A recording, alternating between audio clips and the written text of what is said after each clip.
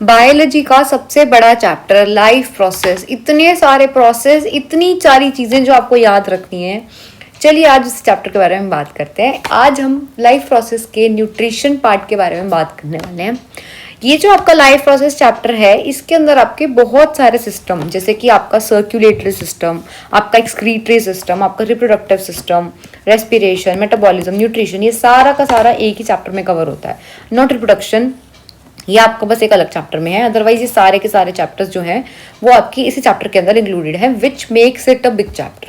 तो ये आपकी तो बायोलॉजी का थोड़ा सा बड़ा चैप्टर तो है, but it is a very easy and a very interesting chapter. तो आज हम इसी चैप्टर के न्यूट्रिशन टॉपिक के बारे में डिस्कस करने वाले हैं।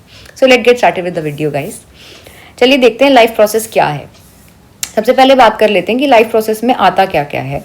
जो भी हमारे ह्यूमन में बेसिक एक्टिविटीज़ हैं, हमारे में बेसिक एक्टिविटीज़ जो होने वाली हैं, जैसे कि हम खाना खाएंगे, हम रेस्पिरेशन करेंगे, हम ऑक्सीजन लेंगे, अब उस खाने का ब्रेक डाउन करेंगे, उसको हम रेस्पिरेशन कहते हैं।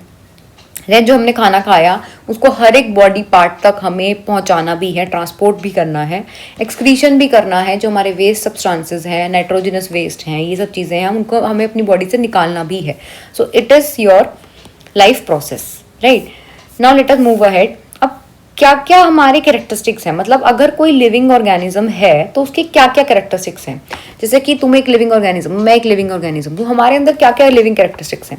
भाई पहली बात तो हमारा मेटाबॉलिज्म होगा। मेटाबॉलिज्म मतलब जो भी आप खाना खाओगे वो पचेगा, वो डाइजेस्ट होगा, उससे एनर्जी मिलेगी, मेटाबोलाइज होगा वो सब। दूसरा, आपके अंदर ग्रोथ नजर आएगी, कुछ ना कुछ ग्रोथ, आपके नेल्स ग्रो कर रहे हैं, आपके बाल ग्रो कर रहे हैं, कुछ ना कुछ ग्रोथ आपके अंदर जरूर नजर आएगी। Third is your response to stimuli. अगर आपको कोई टच करेगा तो आपको फील होगा और आप उस बात का रिस्पॉन्स देंगे। कोई आपका नाम बोल रहा है, आप पीछे मुड़ के देखेंगे कि किसने बोला, तो वो सब चीज़ें करेंगे। Fourth is reproduction, which is not essential for every human being. ज़रूरी नहीं है हर एक ह्यूमन बींग ये काम करे, लेकिन this is also characteristic of a human भी, क्योंकि जो भी लिविंग ऑर्गेनिज्म है वो रिप्रोड्यूस करती हैं, क्योंकि नॉन लिविंग ऑर्गेनिज्म तो रिप्रोड्यूस नहीं करते। अगला है मूवमेंट। आप कोई ना कोई मूवमेंट जरूर शो करोगे। जैसे कि एनिमल्स हैं वो तो लोकोमोशन भी कर सकते हैं, वो एक जगह से दूसरी जगह चलकर जा सकते हैं, but plants can not do the same. Plants can just show the movement. जैसे सन है, सन की तरफ मूवमेंट शो कर दिया, इस तरह की कोई भी चीज़। एक्सक्रीशन करेंगे, जो भी वेस्ट सब्सटेंसेस है उनको अपने अंदर से बाहर निकालेंगे। न्यूट्रिशन ग्रैब करेंगे, रेस्पिरेशन करेंगे। This all we already discuss. So let us move ahead to the definition of nutrition. तो न्यूट्रिशन क्या है? एक ऐसा प्रोसेस जिसमें हम लिविंग ऑर्गेनिजम्स ऑब्टेन करते हैं एनर्जी फ्रॉम द फूड। हम ये सब खाना हम ये खाते हैं, खाना खाने के बाद जो हम एनर्जी ऑब्टेन करते हैं उसको कहते हैं। अब ये जो न्यूट्रिशन है ये मोटा मोटा आप देखोगे तो दो टाइप्स का है, ऑटोट्रॉफिक एंड हेट्रोट्रॉफिक न्यूट्रिशन। चलिए जानते हैं क्या डिफरेंसेस हैं, क्या होता है ऑटोट्रॉपिक और क्या होता है हेट्रोट्रॉपिक न्यूट्रिशन। जो प्लांट्स अपना खाना खुद बनाते हैं, जो प्लांट्स अपना खाना खुद बना रहे हैं उसको हम कहते हैं ऑटोट्रॉपिक न्यूट्रिशन। मतलब उन्होंने कहीं से बनाया नहीं लिया है, उन्होंने खुद वो चीज़ बनाई है। लेकिन हेट्रोट्रॉपिक में क्या होता है ना, उसमें बने बनाए सब्सटेंसेस, जैसे प्लांट्स ने हमारे लिए फूड बनाया, हमने बस वो फूड खा लिया, हमने उनका वो दाल ली और हमने उनकी वो लेके खा ली, फ्रूट्स लिए खा लिए, तो वो है हेट्रोट्रॉपिक न्यूट्रिशन। वो न्यूट्रिशन जो कि दूसरों के डिराइव, दूसरों के ऑर्गेनिजम्स से फूड जो बना है उसको हम यूज करते हैं। ऑटोट्रॉफ्स कैसे बना पाते हैं अपना खाना खुद? उनके पास फोटोसिंथेटिक पिगमेंट्स होती हैं, जैसे कि chlorophyll, like chlorophyll. But heterotrophs के पास ऐसी कोई भी पिगमेंट नहीं होती। Next is in this process light energy is converted to chemical energy. Light energy का यूज करते हैं हमारे प्लांट, सनलाइट का यूज करते हैं और सनलाइट से फूड बना देते हैं, जैसे कि C6H12O6 ग्लूकोज का फॉर्मूला। तो ये ग्लूकोज क्या केमिकल एनर्जी में तो कन्वर्जन हो गया ना।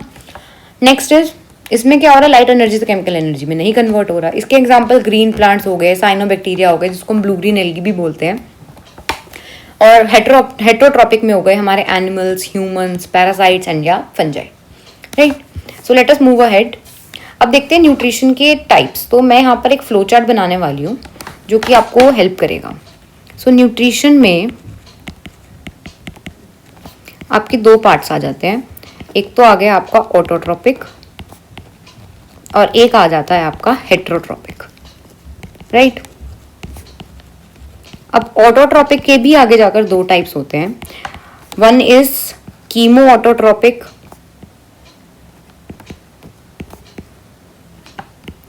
Another one is photo auto tropic,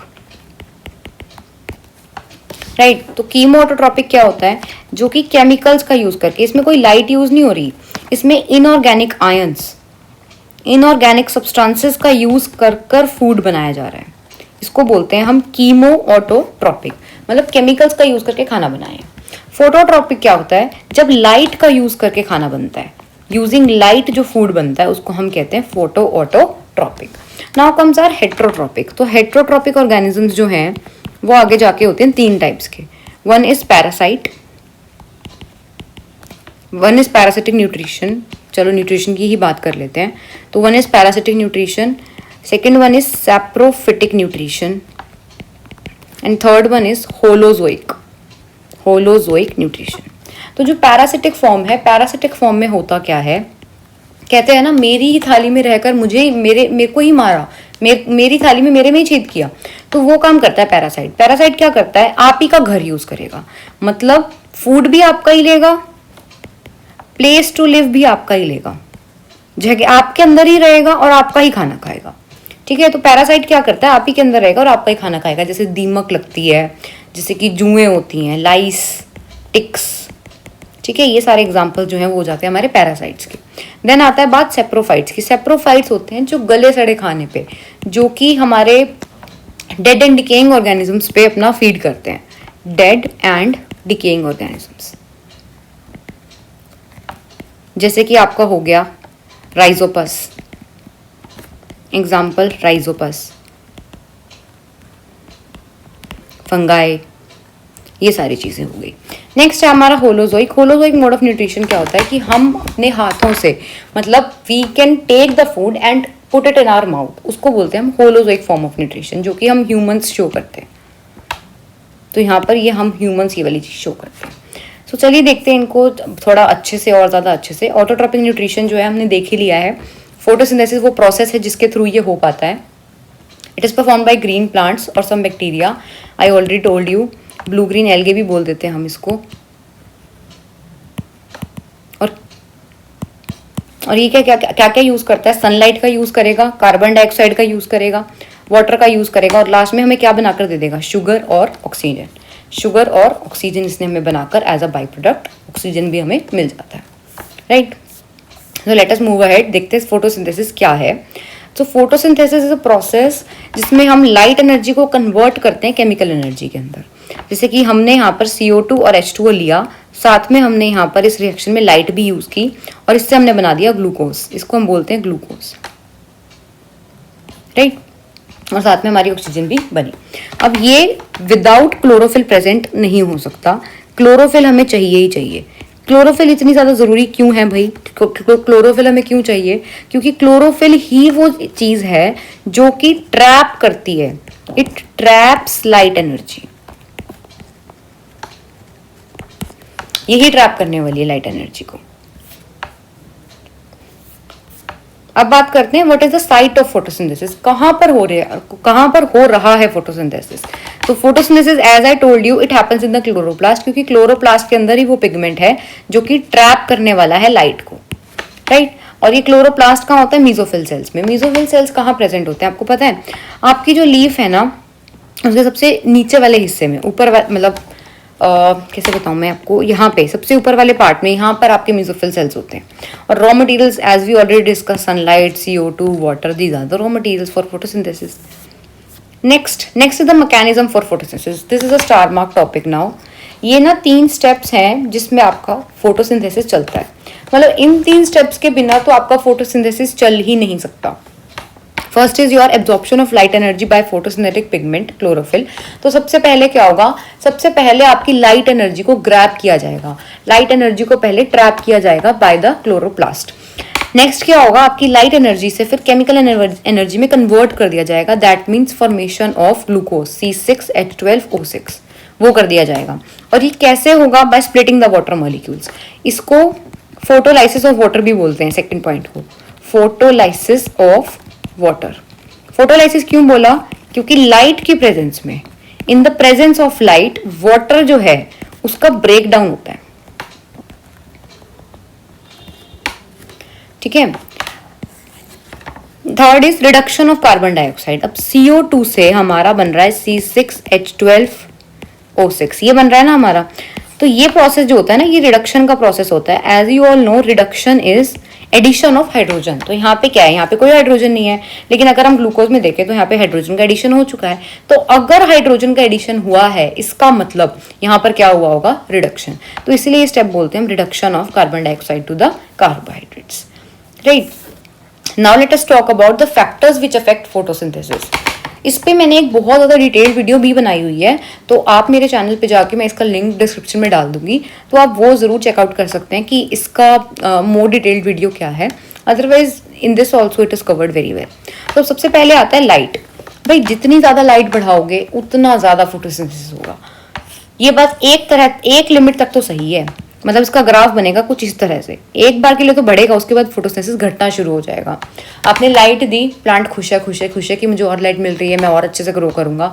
लेकिन after a point plant will be like, भाई बस रुक जा, और लाइट नहीं चाहिए मुझे, मेरे क्लोरोफिल खराब हो जाएंगे। क्योंकि यहाँ पर जो क्लोरोप्लास्ट होता है ना, वो ज़्यादा लाइट की वजह से डैमेज हो सकता है, इसीलिए बाद में जो है वो डिक्रीजिंग वाला ग्राफ आता है। ऐसे ही हमारा टेम्परेचर के साथ है। अगर हम टेम्परेचर बढ़ाते हैं तो एक बार के लिए तो वो इंक्रीज करेगा, लेकिन अप टू ओनली 40 डिग्री, उसके बाद अगर करोगे तो वो डिक्रीजिंग में चला जाएगा। Next is CO2। हमारा, यू वोंट बिलीव कि हमारा जो रेट लिमिटिंग स्टेप है वो हमारा CO2 ही होता है। हमने इतना सुना होगा कि इतना पोल्यूशन है, इतनी CO2 है, ये वो, पर फिर भी हमारे एनवायरनमेंट में जो CO2 है in the form of CO2 वो 0.03% है, मतलब बहुत ही कम। ये सारे में से लाइट, टेम्परेचर, वाटर, ये बहुत ही कम, रेयरली एक लिमिटिंग फैक्टर होते हैं फोटोसिंथेसिस के होने के लिए। Most of the time limiting factor हमेशा CO2 ही रहता है, क्योंकि CO2 हमें कम मिलती है। तो जितनी ज़्यादा हम CO2 बढ़ाएंगे उतना ज़्यादा हमारा फोटोसिंथेसिस बढ़ जाएगा, right. Next is water. Water हमें ना बहुत कम चाहिए होता है, लाइक लेस देन 1% जितना हम देते हैं प्लांट्स को। तो ये बहुत कम एक लिमिटिंग फैक्टर होता है, तो ये वाली चीज़ है। So this was all about today's video, guys. Thank you so much for watching this video. If you find this video helpful, then share it to your friends. Thank you so much.